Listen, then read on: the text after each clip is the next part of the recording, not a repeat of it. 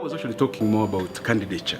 It's actually taking through those people who are aspiring to become professionals in various areas.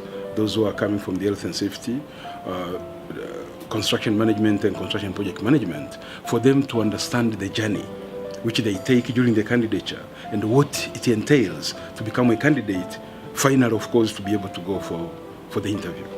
So my responsibility was to try and take out some of the myth, look at some of the issues which I've experienced when I go through some of the applications in terms of what they're supposed to do, but then to be able to understand the relationship between a candidate and a professional mentor or somebody who is going to mentor this particular person. Issues, dynamics of human beings actually working together, although the mentor is mentoring you, but the person to be able to understand what it entails to be able to become a candidate, especially to be proactive in terms of what they are doing. But then the other aspect which we have covered very well, I think, was actually to be able to admit that when you come in as a graduate, you need to be true to yourself. To be able to understand actually that although I might have covered this much, but sometimes there are certain things which you might not have covered. Now, how do you deal with the gaps during your candidature?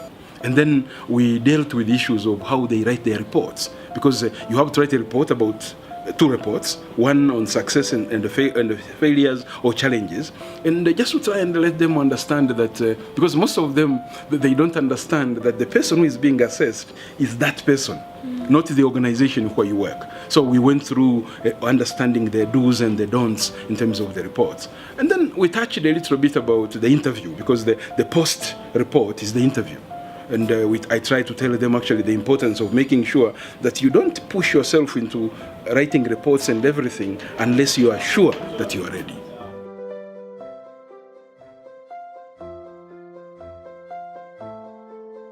Yes, and I think that's a very important point, because this is not something where you are giving them knowledge. It's even about taking them through the realities of what happens. And it was actually very nice that most of them were talking, they were speaking out, they were asked questions, and I think that's actually how this session should be. I must say actually that when I spoke to the registrar and the ICA gang, they want actually this to be done most of the time, just to try all the time to put through the candidate. And I think it's good to do it, but they should know it is not something like you come there to teach people, you come there to take them through. I think that's what it is.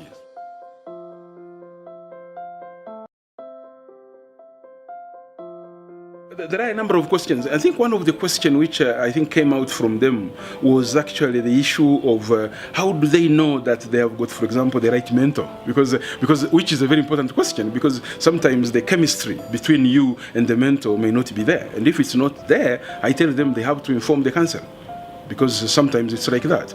Another question which was coming out was actually more to do with how do they write the report? Things which I wanted actually them to ask, and I took them through understanding the report, and of course understanding why the report. Another question which was coming out was actually more to do with the process when they are going through the candidature, to be able to understand actually what are they supposed to cover. And of course the issue of linking what they have studied and what they are supposed to do, and sometimes the need for them to be able to say, yes, I did these things at university, but probably what I did and what I'm supposed to know, there may be a difference. And so they were asking questions, what does that mean?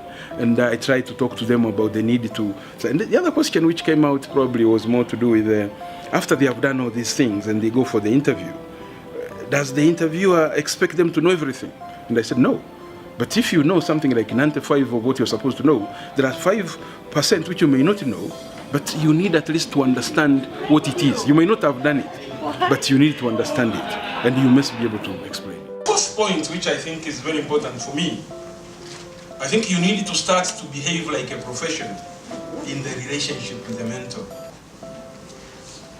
So there are issues there where you need as well to come to the party, the issues of punctuality, but at the same time, the issue of being able to listen and to respect the ground rules, which probably you may put together if you are going to do a good work.